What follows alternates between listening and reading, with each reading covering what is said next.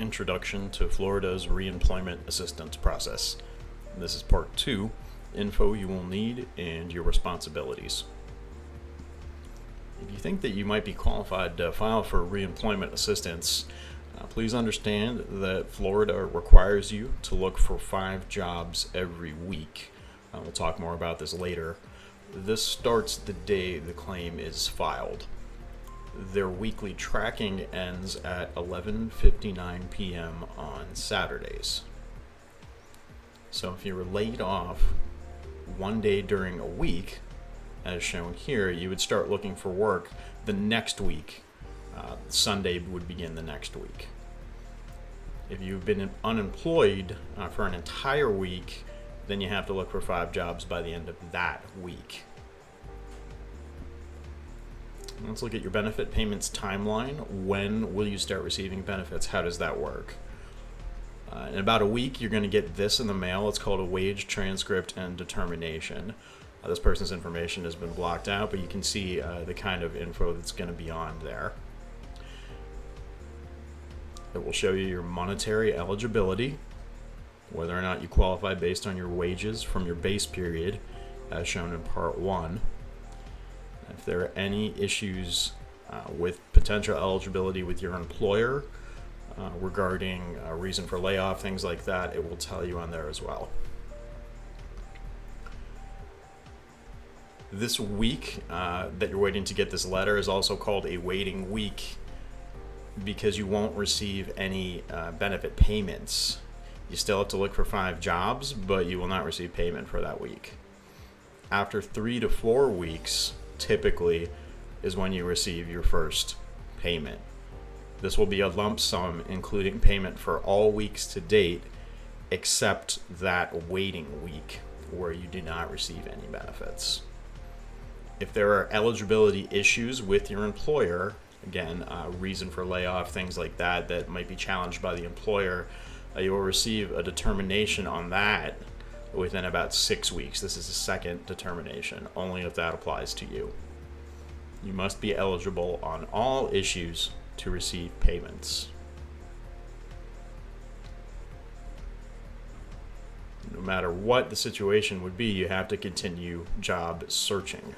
Within 5 to 6 weeks, typically, your payments are going to begin a bi-weekly schedule. So you'll receive payment for 2 weeks at a time. What kind of information are you going to need to bring with you when you decide to file for unemployment? You'll need the names, addresses, phone numbers of any employers you've worked at in the past 18 months, as well as your gross earnings at those employers. For things like dates, addresses, phone numbers, contact info for the employer, we recommend Google. And that 18-month time frame is just so no matter when your base period begins, you'll still be covered. You're going to need the employer's Federal Employment Identification Number, or FEIN. That can be found on your W-2 form. You'll need your Social Security number and a form of state identification, a driver's license, a state ID. It doesn't have to be from Florida, but you need official identification. If you were in the U.S. military within the last 2 years, you'll need your form DD-214.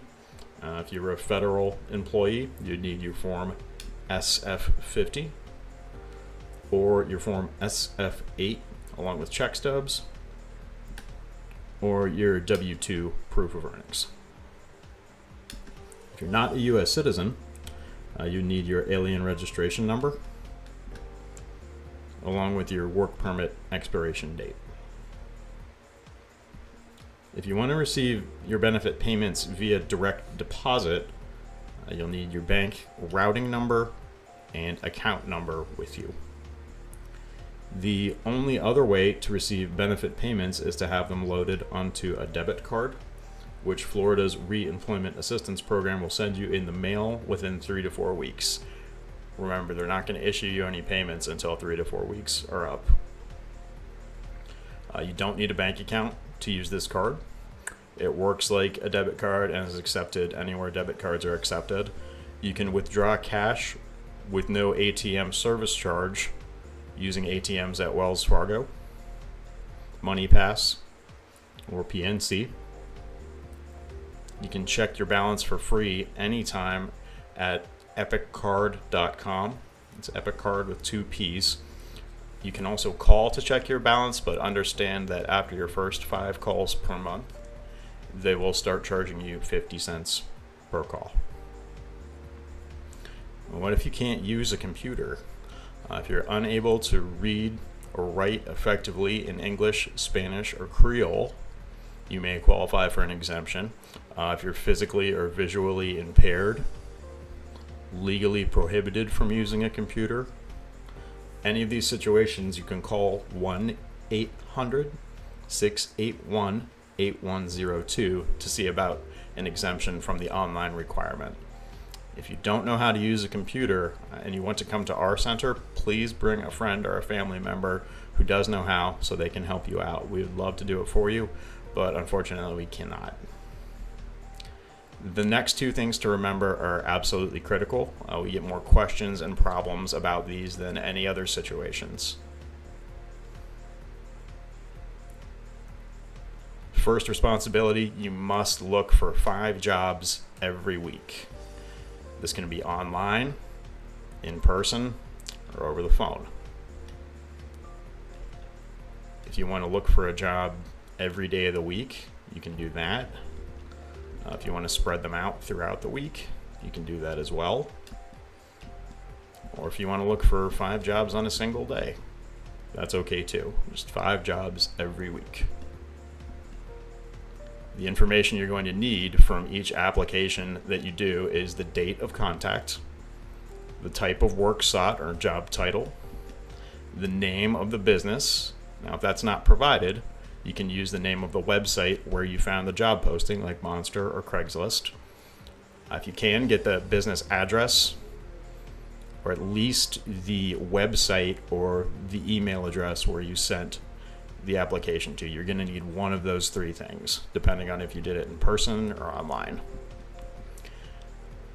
That's the other thing they're going to ask, is that application method. Did you apply online, on the phone?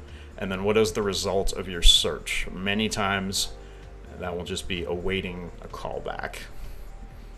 You can record this information in a notebook, on a work search log that we provide here at our centers, anything portable if you're planning on coming back here to use our computers for help. Keep them in a safe place for now. The next tutorials are going to talk about what you're going to do with these records eventually, but for now you just want to keep them safe and somewhere portable. Are there exemptions to this? Yes. If you're a union member, you normally obtain work through a union. You may make 5 contacts per week through your union. You cannot apply to the exact same job at the exact same place more than 3 weeks in a row unless they specifically tell you that their hiring situation has changed. So you can't just keep putting the same job in the same place every week, only 3 weeks. You must fully register on employflorida.com. This is basically the state of Florida's version of Monster or Career Builder or Indeed. You have to build a full profile on here. Unlike unemployment, we know a lot about this site. We have access to it. We'll be able to look up your profile and determine if it's absolutely complete. A full profile means your general information, such as address and phone number, and your background, including recent work history, education, where you want to work, how much money you want to make, and a resume. Either one you built on the site step by step, or you uploaded in, either way. But those 3 things all must be complete, or your benefits can be affected. If you're not sure, come by. We'd be happy to help you out and take a look at it with you to make sure. So, are there exemptions for registering on Employ Florida? They're pretty much the same as for unemployment. If you're unable to read or write effectively in English, Spanish, or Creole, if you no longer reside in Florida, physically or visually impaired, legally prohibited from using a computer, if you're on a temporary layoff of less than 8 weeks with a firm return date, or if you're a member of a union. If you think you qualify for an exemption, Under short-term compensation, these would be if you have reduced hours to prevent layoffs. We have a link here for some more info on that. Any of these situations, you can call 1-800-681-8102 to inquire about an exemption for having to register on Employ Florida. And just like with the unemployment, if you have no or limited computer skills, please bring a friend or family member with you so they can help you get this done. We cannot do it for you.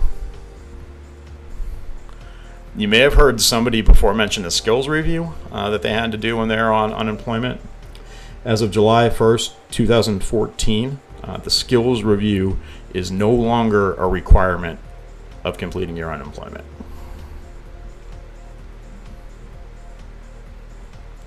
This concludes part 2 of the tutorial.